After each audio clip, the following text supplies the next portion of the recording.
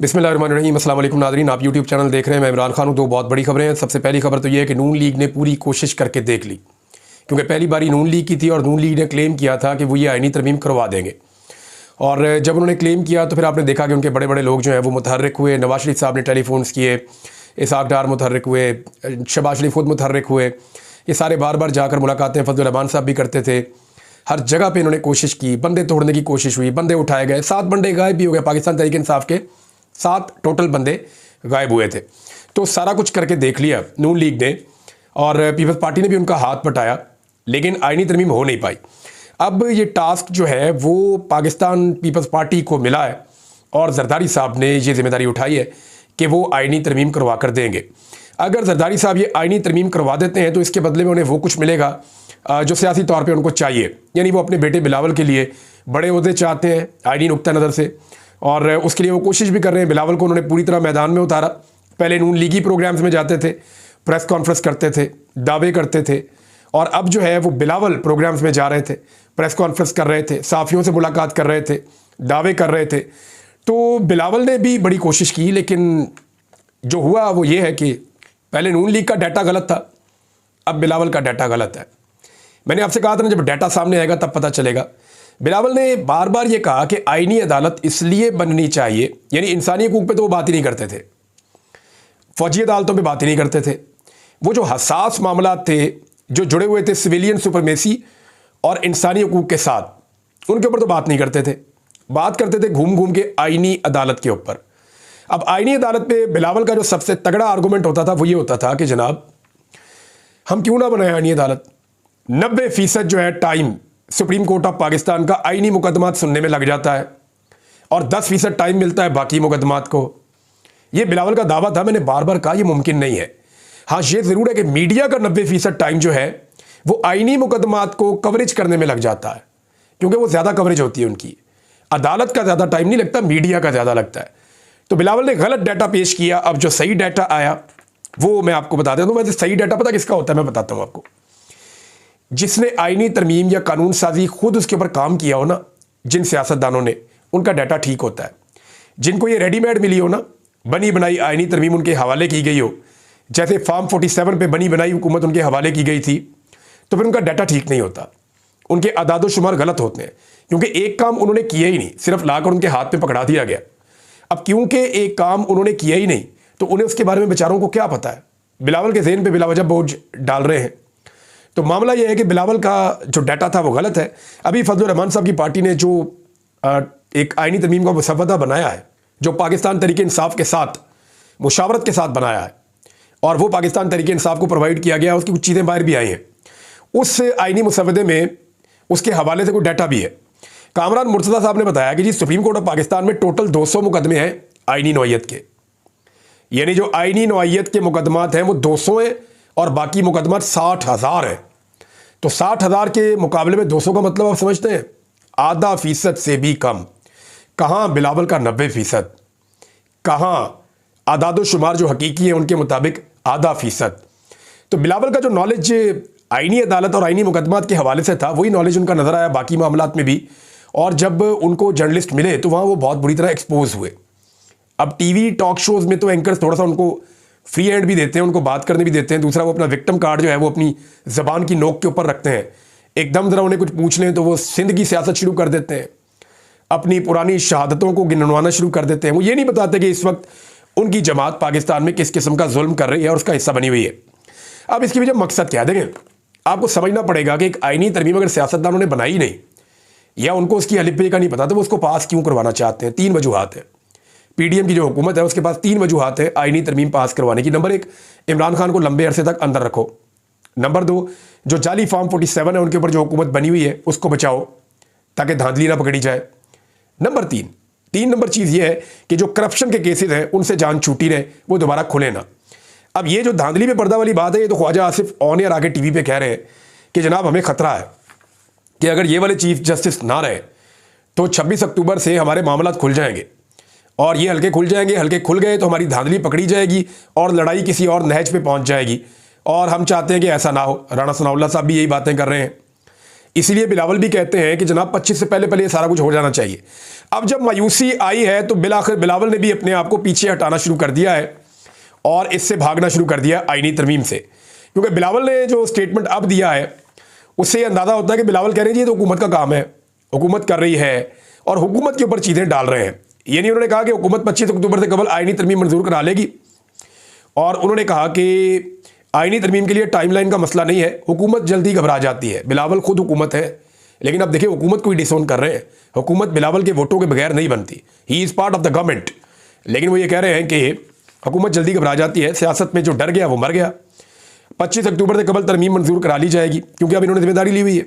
उन्होंने कहा इस बात से कोई फ़र्क नहीं पड़ता कि चीफ जस्टिस कौन होगा, ना ही तरमीम के लिए कोई डेडलाइन है, ताहम इस बात को ज़रूर फ़र्क पड़ता है कि किसी भी चीफ जस्टिस का तर्ज अमल इफ्तिखार चौधरी जैसा नहीं होना चाहिए। वो इफ्तिखार चौधरी तो बहुत बेहतर थे, जो अभी हुआ पाकिस्तान में जो कुछ लोगों के साथ, इसका तो अब तसव्वुर भी नहीं कर सकते। बिलावल ने कहा कि मौलाना फजलुर रहमान आईनी अदालत और अदालती इस्लाहात से मुत्तफिक हैं, ताहम तरमीम के मुसवदों पर मुशावरत जारी है। अब यहाँ पर भी बिलावल का नॉलेज कम है। मौलाना फजलुर रहमान साहब ने आईनी अदालत की बात नहीं की अपने मुसवदे में, उन्होंने बात की आईनी बेंच की कि आप सुप्रीम कोर्ट में जजेस की तादाद बढ़ा लें, लेकिन जो टॉप 5 जजेस हैं उनका एक मुस्तकिल बेंच बना देंगे। जब भी कोई आईनी नौइयत का मुकदमा आएगा तो ये जजेस सुन लिया करेंगे, और जूनियर जजेस को वो चीफ जस्टिस बनाने के हक में भी नहीं है। वो बहुत लंबा चौड़ा मामला है, वो मैंने आपको पिछले एक वीलॉग में बताया था कि एक्चुअली वो क्या चाह रहे हैं। अब बिलावल अपनी ड्यूटी कर रहे हैं, लेकिन इसके बावजूद उनको थोड़ा थोड़ा पीछे भी हटना पड़ रहा है। उन्हें नजर आ रहा है कि बंदे पूरे नहीं हो रहे। बंदे पूरे क्यों नहीं हो रहे मैं आपको बताता हूँ। अच्छा, चंद सवालात यहाँ खड़े हो गए, चंद वजूहात हैं जो मैं आपको बताता हूँ। नंबर 1, क्या फजलुर रहमान और पाकिस्तान तहरीक इंसाफ की बनाई हुई तरमीम से इनके मकासद हासिल हो सकते हैं? तो जनाब नहीं हो सकते। नंबर 2, फजलुर रहमान के बगैर नंबर पूरे हो सकते हैं? तो जनाब जवाब ये है कि उनके बगैर नंबर पूरे नहीं हो सकते। फिर नंबर 3 ये कि अगर मखसूस नशिस्तें लेकर नंबर पूरे किए जाते हैं तो सेनेट के नंबर पूरे कैसे करेंगे? वो नंबर फिर सेनेट में पूरे नहीं हो सकते। और मखसूस नशिस्तें अगर ले ली तो एक नया आईनी बहरान पाकिस्तान में पैदा हो जाएगा, क्योंकि सुप्रीम कोर्ट के फुल बेंच का ये फैसला है और इससे ये भाग नहीं सकते। जस्टिस मंसूर अली शाह साहब जो आने वाले चीफ जस्टिस हैं, वो वाशगाफ अल्फाज में एक ही तकरीब में 5 मरतबा कह चुके हैं कि आपके पास कोई चॉइस नहीं है, आपको इस फैसले पर अमल दरामद करना पड़ेगा। सेनेट में बहुत मुश्किलात है। अब सेनेट में यह है कि पाकिस्तान तहरीक इंसाफ को अपने 1-2 बंदों के ऊपर जो शक था, उनमें से एक बंदा तो चला गया पाकिस्तान से बाहर, और एक बंदा पहुंच गया खैबर पख्तूनख्वा में प्रोटेक्शन के लिए कि जनाब मुझे यहां रखा जाए 25 तक, और मैं किसी आईनी तरमीम में वोट नहीं डालूंगा, जितना मर्जी मेरे ऊपर दबाव आए। तो एमएनए तो उन्होंने अपने काबू कर लिए हैं, सेनेटर्स उन्होंने अपने काबू कर लिए हैं, एक आधे के अलावा अब कोई शक की गुंजाइश है नहीं। फजलुर रहमान साहब को अपने 2 सेनेटर्स पे शक है, लेकिन हुकूमत के अभी भी 6 सेनेटर्स कम है, तो ये कैसे पूरे करेंगे?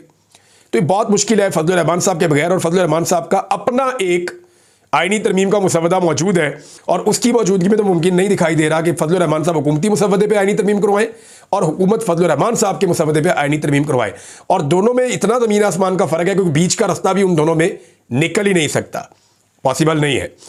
अब आ जाए नाज़रीन, एक और बड़ी खबर है, और वो है पाकिस्तान तहरीक इंसाफ में एक बड़ा वाज़े एक दरार पैदा हो गई, इख्तलाफ पैदा हो गया। दरार तो नहीं कह सकते, लेकिन इख्तलाफ राय पैदा हो गया है। और वो इख्तलाफ राय क्या है ये मैं आपको बताता हूँ। ये जो पश्तून तहफ़्फ़ुज़ मूवमेंट का, या जो ये पश्तून कौमी जरगा होने जा रहा था, इस मामले में पाकिस्तान तहरीक इंसाफ का एक मौक़िफ़ था।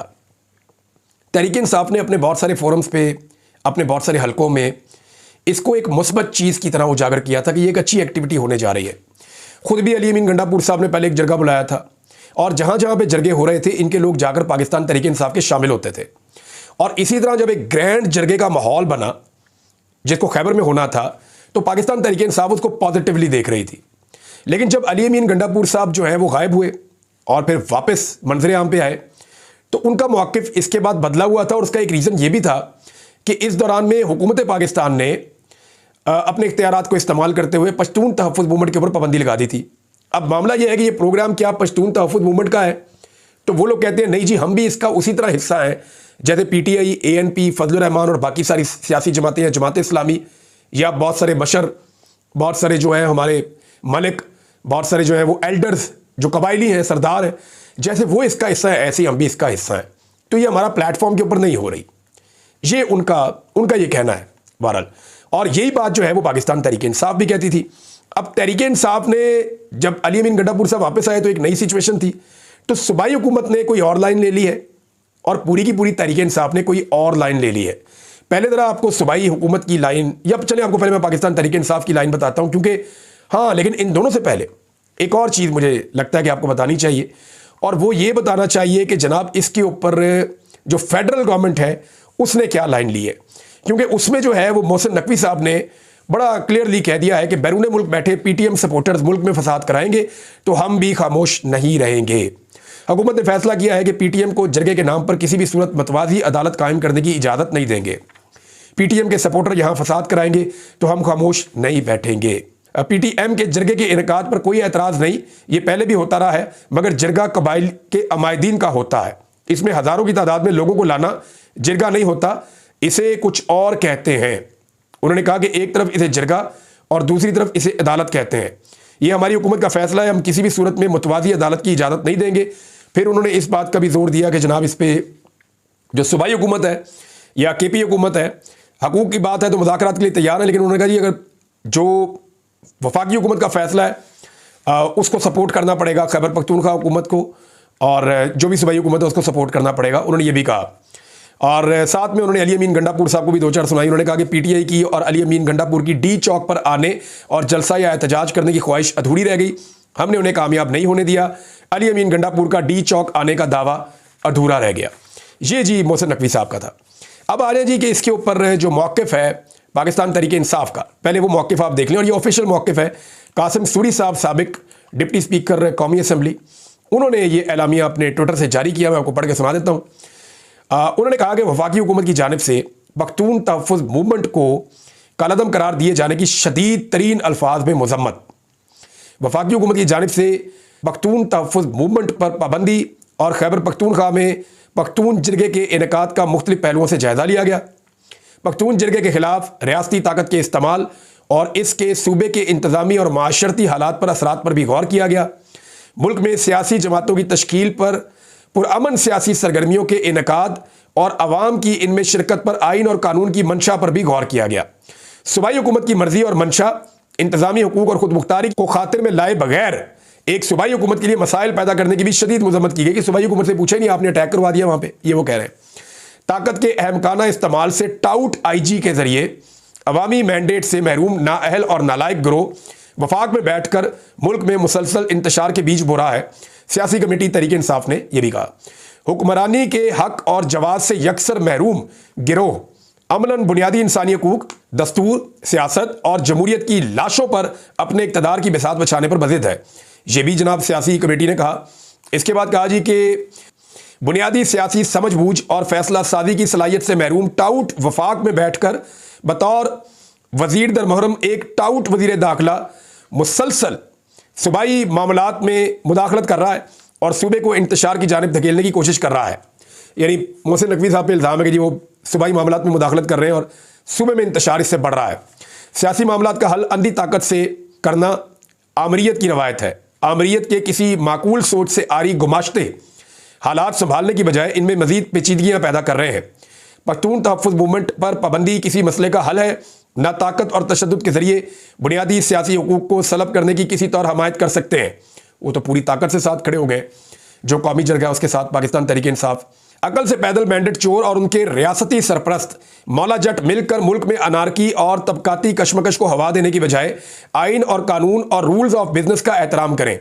आइन और कानून के तहत कायम सियासी जमातों को कलअदम करार देने की रस्म बद को तर्क करके मुल्क में तहजीब और कानून के दायरे में पुरअमन सियासी अमल के फ़रोग़ का माहौल पैदा किया जाए।